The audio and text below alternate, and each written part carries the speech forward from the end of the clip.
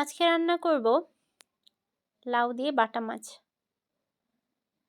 বাটা মাছ আমি আমি আমার ভালোই লাগে না বলতে গেলে, অনেক কাটা।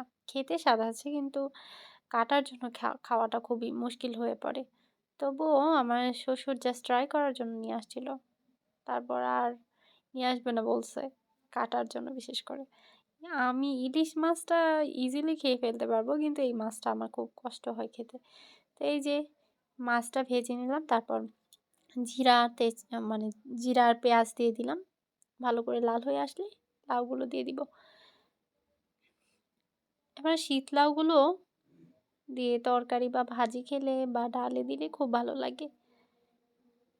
লাউ অনেকে অনেক রকম করে খায়। আমার মা আরেকটা রেসিপি করে, সেটা হলো লাউ দিয়ে ডাল, ওই মাসকালাই ডাল দিয়ে আর কি। তো এখানে হলুদ মরিচ লবণ 1 চামচ করে দিয়ে দিলাম। আমি লবণটা স্বাদ অনুযায়ী, আমি সবাইকে রেকমেন্ড করছি যে লবণটা স্বাদ অনুযায়ী দিবেন।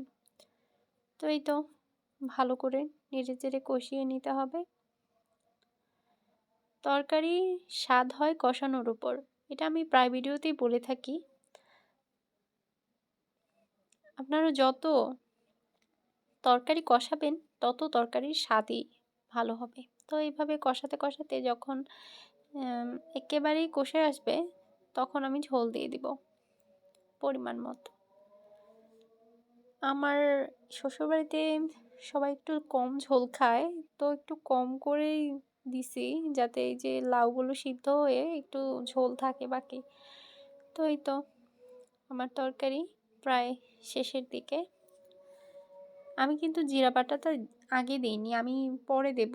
এটা যদি পরে দেওয়া হয়, জিরা বাটাটা যদি পরে দেওয়া হয়, তাহলে জিরার যে গ্রানটা সেটা খুব সুন্দর আসে আর কি তরকারিতে। তো আমি যে মাছগুলো দিয়ে দিলাম, ভাজা মাছগুলো একে একে দিয়ে দিব। এই মাছগুলো ভাজা খেলেই মনে হয় বেশি ভালো লাগবে, কড়া করে ভাজলে। কিন্তু এইভাবে তরকারিতে খেলে এই কাটার কারণে খাওয়াটাই অসম্ভব হয়ে পড়ে। তো এই ছিল আমার তরকারি। একটু পরে জিরে বাটাটা দিয়ে দিব।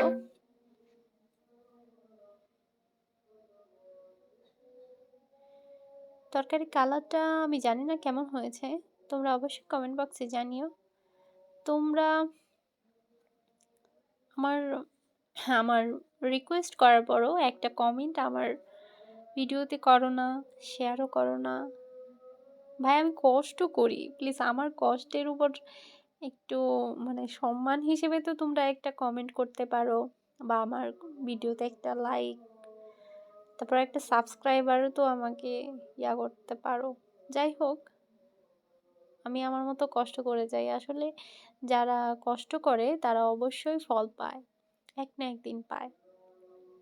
তো তোমাদের কেমন লাগলো জানিও। বাই।